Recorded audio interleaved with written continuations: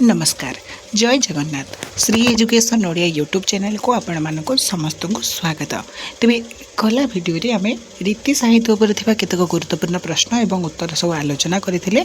तेबे आजिर भिडियो रे से भली भाव में बड़ी जाइथिबा अत्यंत गुरुत्वपूर्ण रीति साहित्यर प्रश्न एवं उत्तर गुड़िक आलोचनार परिसरभुक्त करवा। से पिले माने कौन सी प्रश्न तुम जपरी वंचित न हो जाओ कौन सी प्रश्न एवं तार उत्तर तुम हाथ जपरी न चली जाती से भिडियोटी को प्रथम शेष जाए देखो। चैनल जब नुआ कर विजिट कर तेज चैनल को सब्सक्राइब करी बेल आइकन टी को ऑल सेट कर दे था।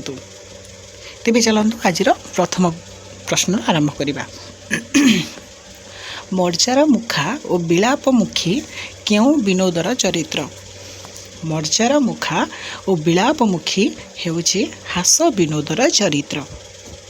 रस विनोदरे केतोटी उपगल्प रहिछि? रस विनोदरे चारोटी उपगल्प रहिछि। तरुण कांति और हेमांगी क्यों विनोदर चरित्र? तरुण कांति और हेमांगी यही दुई जन हेउछंती रस विनोदर चरित्र। नीति विनोदरे केतोटी उपगल्प रहिछि? नीति विनोदरे चारोटी उपगल्प रहिछि। पंडुरिक पंडा और कुंदरेखा क्यों विनोदर चरित्र? पंडरिक पंडा और कुंदरेखा हेउछि नीति विनोदर चरित्र। चतुर विनोदरे केते प्रकारर प्रीति कथा वर्णित? चतुर विनोदरे 6 प्रकारर प्रीतिर कथा वर्णित होइछि।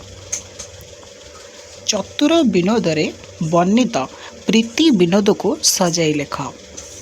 चतुर विनोदरे वर्णित प्रीति विनोद गुड़िक हेउछि सठ प्रीति, दुष्ट, नीच, सहज, कार्यघेना, प्रबल सठ प्रीति। राजहंस चंद्राज्योति और बग कृशपाद क्यों प्रीति करिथिले? राजहंस चंद्राज्योति और बग कृशपाद नीच प्रीति करिथिले। पांचोटी भ्रमर क्यों प्रीति रे अछंती? पांचोटी भ्रमर सहज प्रीति रे अछंती। नृसिंह पुराणर रचयिता किए? नृसिंह पुराणर रचयिता पीताम्बर दास। नृसिंह पुराणर प्रत्येक भाग को कौन कहा जाए? नृसिंह पुराणर प्रत्येक भाग को रत्नाकर बोली कहा जाए। शशिरेखा काव्यर रचयिता किए? शशिरेखा काव्यर रचयिता पद्मनाभ श्रीचंदन। दार्ढ्यता भक्ति रसामृत कहार रचना?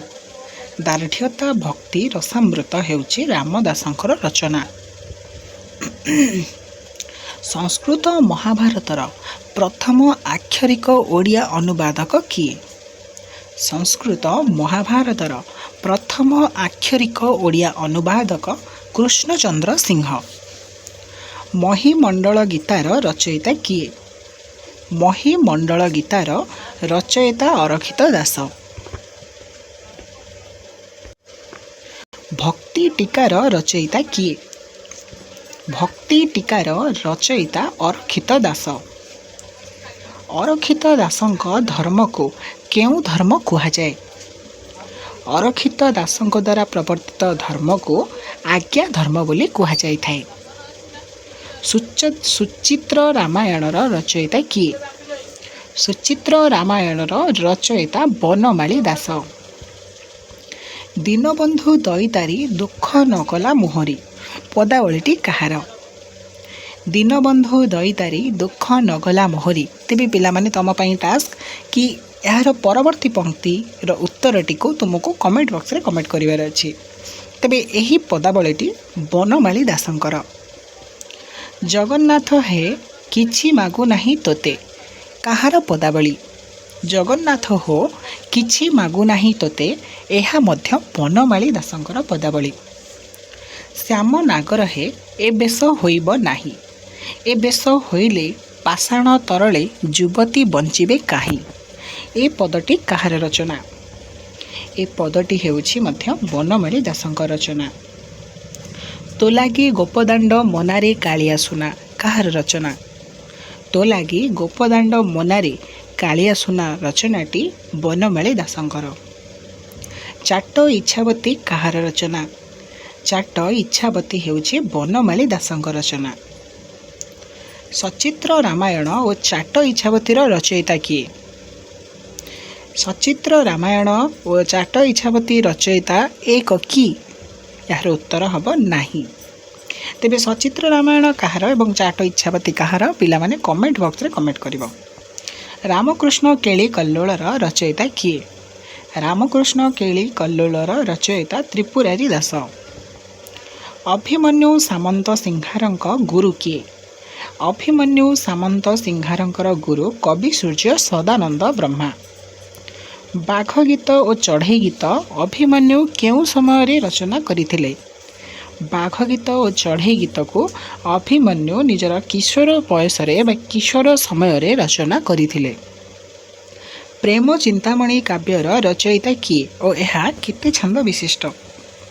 प्रेम चिंतामणि काव्यर रचयिता अभिमन्यु सामंत सिंहार एवं यार छांद संख्या 68।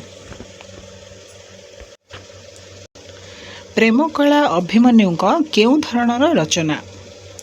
प्रेमकला अभिमन्युंकर काल्पनिक रचना। रसवती और सुलक्षणार रचयिता किए? रसवतीर रचयिता अभिमन्यु सामंत सिंहार एवं सुलक्षणार रचयिता मध्य अभिमन्यु सामंत सिंहार। अभिमन्यु सामंत सिंहारंकर सर्वश्रेष्ठ कृतिटी कौन?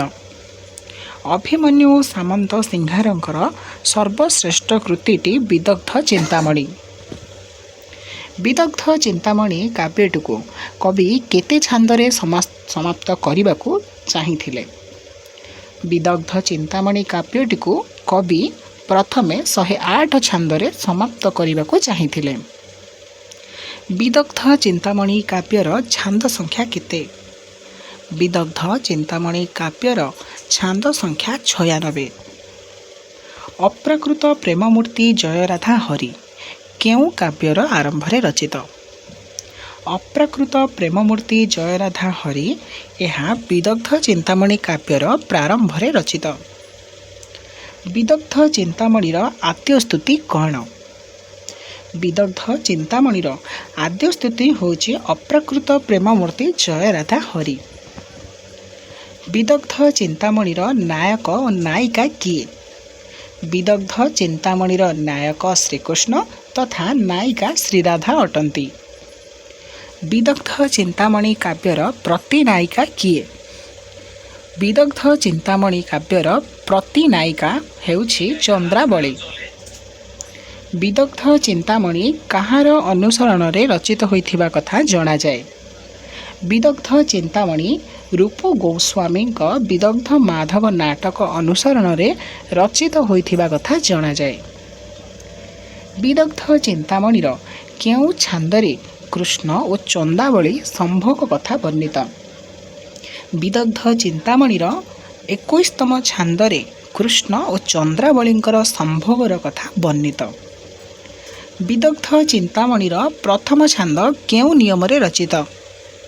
विदग्ध चिंतामणिर प्रथम छांद 50 वर्ण नियम रे रचित। विदग्ध चिंतामणिर केउं छांद कच्चट तप वर्ण नियम रे रचित? विदग्ध चिंतामणिर 17तम छांदटी कच्चट तप वर्ण नियम रे रचित। जमकादि चित्रकाव्य प्रबंध प्रबंधे केउं छांदरे रचित? जमकादि चित्रकाव्य प्रबंध प्रबंधे यह प्रथम छांदरे रचित। औषधि सानन हेमागुछि पद धरी ओकरिबी आलोदासी डाकिले किशोरी जे केउं छांदरे वर्णित? यह प्रथम छांदरे वर्णित। विदग्ध चिंतामणि काव्य केतोटी पाखरे रचित और ताहा कौन कौन? विदग्ध चिंतामणि काव्यटी 4टी पाखरे रचित। ताहा हेउछि द्राक्षा और गुड़ खर्जूर नारिकेल। अनल नुहई देह दहई केउं छांदरे रचित? अनल नुहई देह दहई 39तम छांदरे रचित। बड़ कठिन से प्रीति पालिबा ତୀକ୍ଷ୍ଣ ଅସିଧାରେ ବାଟ ଚାଲିବା କେଉଁ ଛାନ୍ଦରେ ରଚିତ? ଏହା 39ତମ ଛାନ୍ଦରେ ମଧ୍ୟ ରଚିତ। ଧୀର ଘେନ କାନନରେ କୃଷ୍ଣ ବିଳମ୍ବିତ କେଉଁ ଛାନ୍ଦରେ ରଚିତ? ଧୀର ଘେନ କାନନରେ କୃଷ୍ଣ ବିଳମ୍ବିତ ଏହା 67ତମ ଛାନ୍ଦରେ ରଚିତ। ରସିକ ଗ୍ରାହକ ବନି ବିନା ଜଗତେ କବି ଶ୍ରମିକ ଜାଣିବ ଯୁକତେ କୋଟି କବି ଆୟୁ ଘେନି ପ୍ରଶସ୍ତେ ଗୋଟିଏ ଗ୍ରାହକ ଥିବେ କି ସୁସ୍ତେ କେଉଁ ଛାନ୍ଦରେ ବର୍ଣ୍ଣିତ? ଏହା ତାଙ୍କର 68ତମ ଛାନ୍ଦରେ ବର୍ଣ୍ଣିତ। ବିଦଗ୍ଧ ଚିନ୍ତାମଣି କାବ୍ୟର ଶୁଦ୍ଧ ସଂକଳନ କେବେ ଓ କିଏ କରିଥିଲେ? ବିଦଗ୍ଧ ଚିନ୍ତାମଣି କାବ୍ୟର ଶୁଦ୍ଧ ସଂକଳନ 1926 ମସିହାରେ ଆର୍ତ୍ତବଲ୍ଲଭ ମହାନ୍ତି କରିଥିଲେ। ନୀଳାମ୍ବର ଦାସଙ୍କ ଦ୍ୱାରା ରଚିତ ପ୍ରସ୍ତାବ ଚିନ୍ତାମଣି କେଉଁ ଧରଣର ରଚନା? ନୀଳାମ୍ବର ଦାସଙ୍କ ଦ୍ୱାରା ରଚିତ ପ୍ରସ୍ତାବ ଚିନ୍ତାମଣି ହେଉଛି ଏକ ଗଦ୍ୟ ରଚନା। ପଦ୍ମାବତୀ ଅଭିଳାଷ କାବ୍ୟର ରଚୟିତା କିଏ? ପଦ୍ମାବତୀ ଅଭିଳାଷ କାବ୍ୟର ରଚୟିତା ନିଶଙ୍କ ରାୟରାଣୀ। ହାଡ଼ିଦାସଙ୍କର କୌଳିକ ସଂଜ୍ଞା କ'ଣ? ହାଡ଼ିଦାସଙ୍କର କୌଳିକ ସଂଜ୍ଞା ହେଉଛି ଓଝା। ଶଙ୍ଖନାଭି ଅନନ୍ତ ଗୋଇ ଭାବନାବରର ରଚୟିତା କିଏ? ଶଙ୍ଖନାଭି ଅନନ୍ତ ଗୋଇ ଭାବନାବରର ରଚୟିତା ହାଡ଼ିଦାସ। କ୍ଷେତ୍ର ମାହାତ୍ମ୍ୟର ରଚୟିତା କିଏ? କ୍ଷେତ୍ର ମାହାତ୍ମ୍ୟର ରଚୟିତା ମଧ୍ୟ ହାଡ଼ିଦାସ। ତେବେ ପିଲାମାନେ ଆଜିର ଭିଡ଼ିଓରେ ଆମେ କେତେକ ଗୁରୁତ୍ୱପୂର୍ଣ୍ଣ ପ୍ରଶ୍ନ ଆଲୋଚନା କଲେ ଯାହାକି ତୁମର 6 ଜୁଲାଇକୁ ଅନୁଷ୍ଠିତ ହେବାକୁ ଯାଉଥିବା CPT 2024 ଓଡ଼ିଆ ଏକ୍ଜାମରେ ପଚାରିପାରେ ଏବଂ ତା ସହିତ ଆଗକୁ ଆସୁଥିବା UGC ନେଟ୍ ଓଡ଼ିଆ ଯେଉଁ ଏକ୍ଜାମ୍ ଅଛି ସେଥିରେ ମଧ୍ୟ ଆସିଯାଇପାରେ। ତେବେ ପ୍ରଶ୍ନ ଏବଂ ଉତ୍ତର ଗୁଡ଼ିକ ଯଦି ତୁମର ପଢ଼ାପଢ଼ି ବା ପ୍ରସ୍ତୁତି ପର୍ବରେ କିଛି ସାହାଯ୍ୟ ସହଯୋଗ କରିଛି ତେବେ ଦୃଷ୍ଟିରେ ରଖି ତାକୁ ଲାଇକ୍ କରିଦେବ ଏବଂ ଭିଡ଼ିଓଟିକୁ ମଧ୍ୟ ସାଙ୍ଗସାଥିରେ ମଧ୍ୟ ସେତିକି ସେୟାର କରିଦେବ ଏବଂ ଜମାରୁ ବି ନ ଭୁଲି ଚ୍ୟାନେଲକୁ ସବସ୍କ୍ରାଇବ୍ କରି ରଖିଦେବ। ତେବେ ପିଲେ ଦେଖା ହେବ ନେକ୍ସଟ ଭିଡ଼ିଓରେ ଏବଂ କିଛି ନୂଆ ନୂଆ ପ୍ରଶ୍ନ ଏବଂ ଉତ୍ତରମାନଙ୍କ ସହିତ। ସେ ପର୍ଯ୍ୟନ୍ତ ମୋତେ ବିଦାୟ ଦିଅନ୍ତୁ। ରହିଲି। ଜୟ ଜଗନ୍ନାଥ। ବନ୍ଦେ ଉତ୍କଳ ଜନନୀ।